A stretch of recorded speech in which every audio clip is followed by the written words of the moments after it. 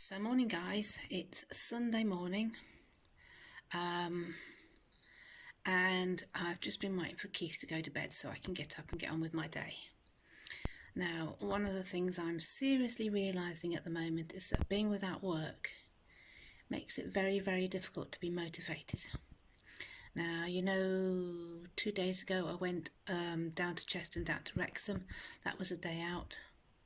I'm looking for work on Indeed to see me through, the next couple of months, just to add on to my monthly rent. So I'm keeping an eye on that. But Sunday's a very hard day, isn't it? Because you can't really go out and do anything because, you can't spend money.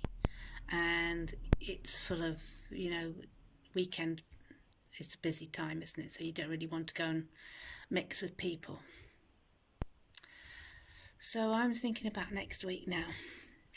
I've just been watching something on YouTube about this 77-year-old man in Cuba who's actually moving to Havana. He's never moved from Cuba in his life. He's a shoemaker. And he said that, life's too short. He's getting on and he wants to see the world. Now, that's exactly what I'm thinking, because I landed in this predicament thanks to COVID-19 and losing my business. And I've done some very weird things in the last few years, walking out of my flat, giving everything away practically, getting in my car, losing my car. And I've lived in places that have been quite weird. So I've lived in social housing, I've lived in a caravan, I've lived in my car, as you know, and this all comes down to just trying to cope with what's going on in your head. So, as you know, I've been applying for jobs to work with young people, and that is my biggest motivation at the moment. And I'm thinking I'll go and work as a volunteer to start off with, and then hopefully from that I will be able to get work. Now, there's lots of people sending me forms from Indeed saying, oh, we'd like you to come and work at this company. A lot of them are live-in childcare or live-in healthcare, and I don't really want to do that. I want to do something that keeps me independent. So I'm still living somewhere, not this place, well, not after October, that's for sure, but living somewhere away from, I don't want to live in a home. I don't want to live in a children's home or someone's home. So I still want to be independent. But I do want to help people because I've been through a wealth of experience now. I've had over 10 years of, as you know, mental abuse, but more than anything, I've had 2 years now of just living completely off the wall. Sometimes I'm astounded by what I've done. And then I take a look at someone where, I worked at this security guard place, and they've been there for 20 years and they're set in their ways and they're all gossips. And, as much as I, fell for this guy, he's been there 20 years and he's not going to change. So, and I'm thinking, I'm so glad I am who I am, because I will go and do these different things. And I am kind and compassionate and I have got a lot to give. So I'm going to go out there, I'm going to find a job that I want to do, starting voluntary, I think, to prove my worth, and then hopefully getting a job from that, working with people in the community. I will start in Liverpool because this is where I'm living at the moment, but there's no reason why I can't move on from it. If I work for one of the bigger companies, then, there isn't any reason why I can't move to other areas of the country. Now, I know I want to move on from this place in October because Keith just drives me mad, He's always in that dining room. He's always asking me too many questions. I feel like he's, thinks he's one of my family and thinks he should interrogate me about what I'm up to. And sometimes I get quite locked in this room like I am this morning. And I'm thinking, I really don't want to go there again. I've been there quite a few times in my life. I don't want to go there again. So once again, my plan is to look for, this time is to look for a stable job, look for a permanent job, for the next few years, working within the community. I'm not going to stabilise where I live. I'm actually thinking of getting rid of some of the stuff I've already got because I can't take it with me when I move. If I move distance, I'm starting to think again about what I've bought and what I can just give away to charity. Yeah, I know you're sort of saying sell it on eBay or whatever, but I can't be bothered. It's just clothes, if anything. I haven't really got a lot else that I've bought. It's mainly clothes that I bought for work. Just looking around the room now, and things like kettle. But stuff like that can go to charity because I can buy another kettle out of Argos for a £5. I think my biggest thing that I own right now is probably my world map and my duvet. But I'm not attached to anything anymore, just my Cassie's picture and my Cassie, who's always with me, of course. And, just the small bits and pieces that I've had from the car days, but everything new that I've bought, I have no attachment to. I don't buy anything that is attachment, it's just useful. So I can move on, I can move on anywhere. And I'm not going to start thinking about settling down here or anywhere else. As in this accommodation I've got at the moment. I'm quite happy to be a traveller. Life is for living. I'm not going to stagnate or disappear. So if I can't do this, then I might as well not be alive, quite honestly. This is my thinking, and if I want to stay alive, I've got to make the most of what I've got ahead of me. So, just sitting here for 5 minutes giving you a rundown of what I'm up to today. Tomorrow's probably going to be, it's Monday, so tomorrow's probably going to be a day trip somewhere, because I think I'll get no replies or anything from the applications I've put in till Tuesday or Wednesday, so no point hanging around here tomorrow. I'm thinking of going up to Rhyl. I can do it £5.70 day trip return, so I'm gonna do that. I think get through my day tomorrow. At the moment my focus is on finding a job or a volunteer work, waiting to hear back. Maybe doing some work for Indeed Flex if anything local comes up, and just going from there. So this is my way forward, guys. To keep watching it, I'll keep updating. I'll let you know what I'm doing, what I've got, and we can all do this. Mental health is, and it can destroy us, but if you think about what you want and how old you are and what you want ahead of you, you can sit down and, like me, just plan what you're going to do. You've got to make plans, you've got to write it down, you've got to have it in your head, you've got to force yourself to move forward, otherwise you will just curl up and not move.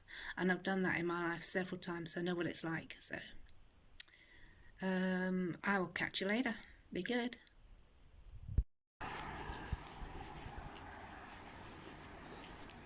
So it's Sunday the 24th of July, and I am just heading down to the railway station,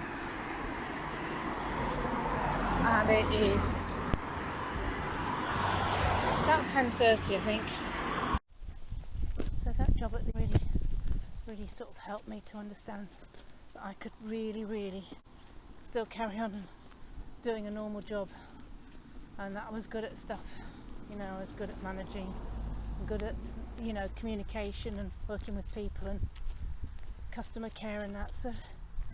So that's put me on this route now, where I've got to find a proper job, normalise my life, and working within customer care, and whether that's with young people or on the streets or whatever, the right job is going to come along. It's going to take a little while, which is why I've got to take it easy and take it slowly and not go and find these seasonal or picker jobs or whatever. So this is what I'm doing. So out on my walking from Capenhurst to Chester, and just being out on a Sunday afternoon, so I don't go and spend money or go on the internet and try to silly jobs that I don't need or don't want. So no panicking, taking it easy. Okay. So it's 12:19, guys, and I have just left Capenhurst railway station, and basically I'm going to walk to Chester now. I want to see if I've got enough energy to actually walk past the caravan park that I once lived in, to show you one of the places I have spent my life. I was only there for 6 months. The view is so bad on this one. It's so dark, isn't it? So it was when I could escape whatever I was living with the 10 years of my life. My escape came and I moved very quickly, and I had to grab the first place I could, which was this caravan park. It's run by a gypsy. He threw me out because just after I moved in he decided he was going to upgrade it into a holiday park. All these diggers came in and I couldn't park my car anymore, even though I was still running a taxi company, and he was digging big holes outside my caravan and we had a falling out. So he threw me out. He said, you know, get out. So I had to, that's when I became my first homeless time, believe it or not. And that's when I got into social housing, because I applied to social housing. I applied to social housing because I had actually nowhere to go. I had my Cassie dog, I had my taxi company,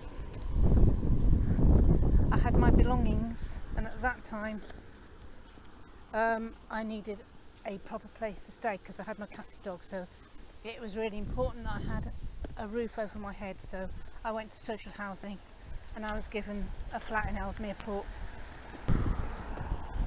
So I lived in this flat in Ellesmere Port for 2 years. It was brilliant. I just putting my life back together, just sorting out everything. Me and Cassie, you know, Cassie passed away, as you know, 2 years ago, but she passed away during COVID. So yeah, so the first year of that, living in that flat, I managed to get my business back together. I managed to get it running really well. Still had my Merc, still had my drivers.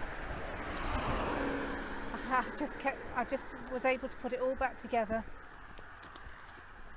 Me and Cassie were living quite a nice little life, you know. She was getting a few walks in a day. I was doing some taxi driving. I was managing my other taxi drivers. Everything was just brilliant and starting to come together. Yeah, I was just thinking about decorating my flat, because social housing, people pick it apart, but I tell you what, it was brilliant.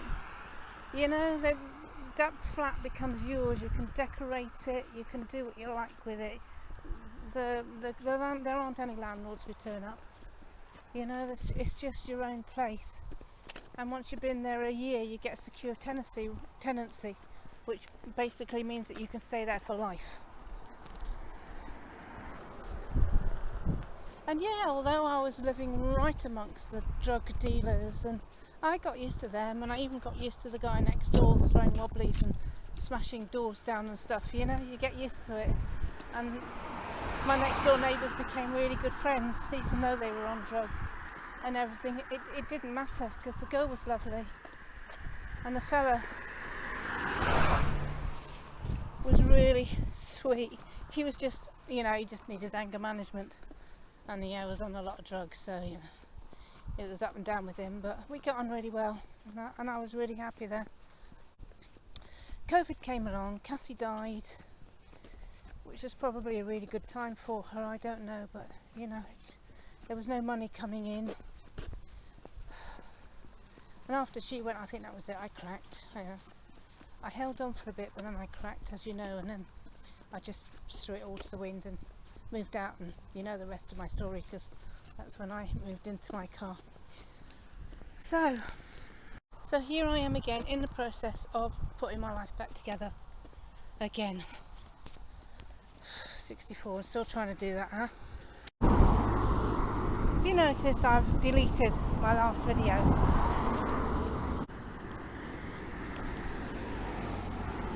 And the reason I've deleted it is because I was having concerns.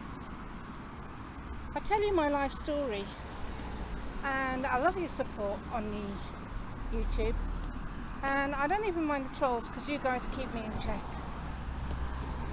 But what does concern me is when you get involved with the company I've been working at. I'm not quite sure what's happened, because as far as I know, you had no idea where I was working. But stories have got back to me that someone knows where I work and things have been said or done. You know, I don't want you to ever take anything up with anybody, ever. I'll tell you my life story because it's a mental health issue, and if it helps you to know how other people get through life with their struggles, then that's brilliant. And I love to tell you my story because it just gives you some idea about how to cope, how I'm coping and how you could cope.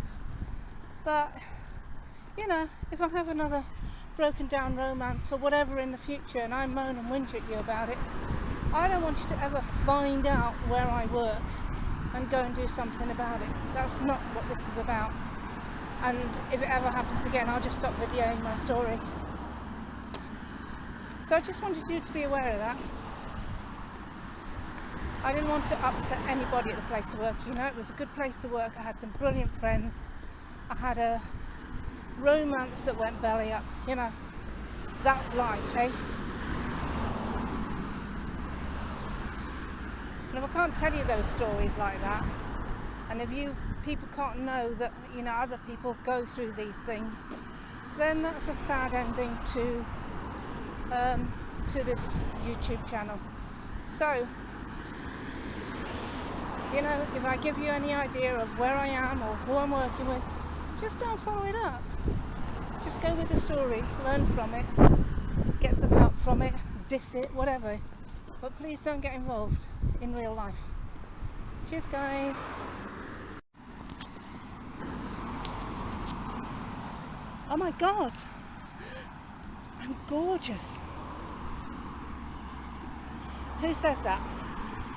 Okay, so here's a clue. It's a he, and it's a quirky sitcom, and he's the High Commander. And can you remember, he probably did it a couple of times, but can you remember one of the times when he said that, when he did that?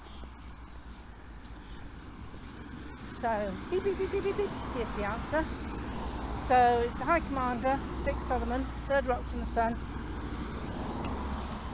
And the time I remember is when he coloured his hair. And then he looked in the mirror and it was like jet black or something, wasn't it? And he went, oh my God, and we were all going to think, oh yeah, you look awful. And he goes, oh, I'm gorgeous. So, just taking a bit of pee out of stuff there. Keep us all entertained. Oh my God, it's raining. I'm only an hour into the walk.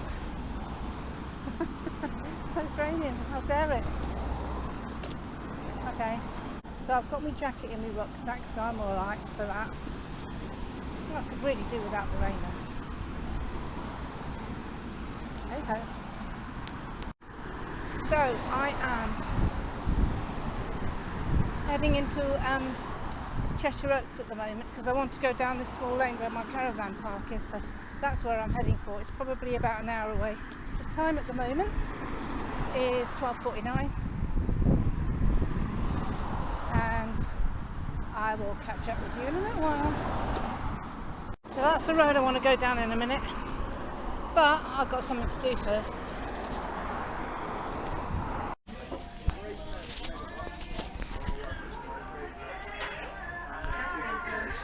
I needed the loo, so it was a KFC, so I went and used that loo and I bought the cheapest thing I could, and it's lunch anyway. $4.49 this. Extortion. I feel really guilty when I go in and use people's loos without, you know, without buying anything. I needed lunch anyhow, so I'm heading down. I'm heading down the. My hair's a mess. Excuse me. I've got to try and look beautiful for this. I'm heading down the back lanes to the caravan park. There's no walkway or anything, so I'm trying not to get run over. Fast moving road. This is a fast moving road, so you have to be on the watch out for vehicles coming towards you. I used to use it a lot. I walk Cass up here as well, but not this bit. bits which were quieter near the caravan park, so we'll see in a little. So it's a great walking afternoon now. It's very, sorry, there's a big face of me. It's very cloudy in the sky. It's very windy. All the little vehicles trotting past me. Got my best shoes on. So I had to wear these today because they are good for walking, and I thought it's not going to rain, which I was wrong about, but it's only drizzly, so fingers crossed it doesn't rain too much. Okay, heading towards the caravan park. Catch you in a bit. Oh, and it's raining again. Damn it. Getting through me wrap.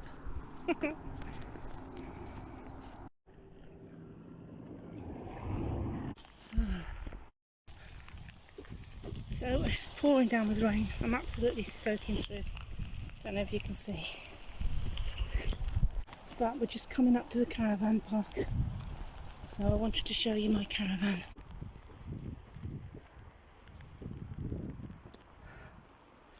So that was my caravan right over right opposite here. That was a gorgeous caravan. So that's my caravan that I lived in, with the car parked outside it. And I'm going to show you me now, soaking wet. So here I am. I'm absolutely soaking wet. It's been pouring down. It's got a little bit lighter right now, but man, I got wet. Soaking wet jeans, soaking wet shoes.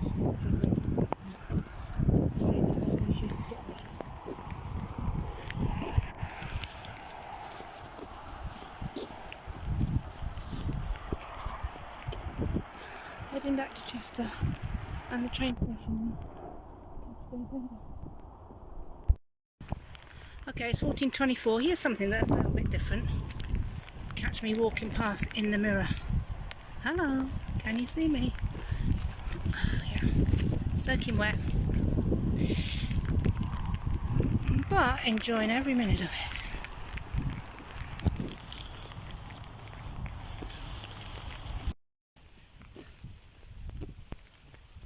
So it has rained for the best part of an hour. I'm just coming to Chester. I've got rosy cheeks. Oh, I am so wet. It's like self-flagellation, is it, do you think? I don't know. I was doing so well till it started raining. So memo to me, check the weather before you go out on a long walk in the country.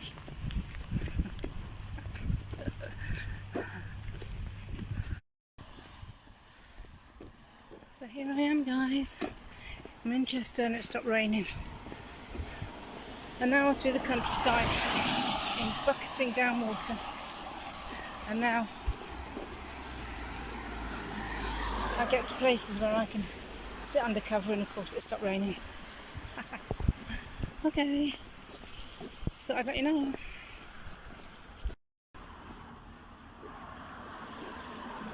I wonder if people can actually see how soaking wet I am. I am. You know, my jacket is just absolutely soaking wet, as is my jeans and my shoes.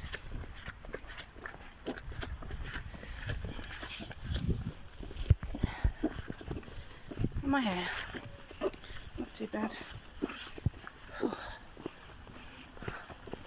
And I haven't even got a car to get into to sort of dry myself off and feel okay about getting home.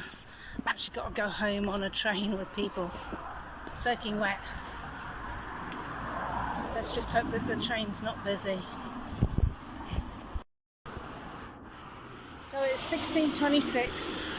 I've just got off the train where I live, walking down back home. I don't think I could. I've got a backache. I got really wet. Still, all in all, it's been quite a good day out. Had a good few hours walk. trains were stuffed full because there are no buses. So that was a bit traumatic getting home. Didn't think I'd get on the train it was that full. But anyway, home now, and get a cup of tea down me. Time tomorrow. Catch you in a bit.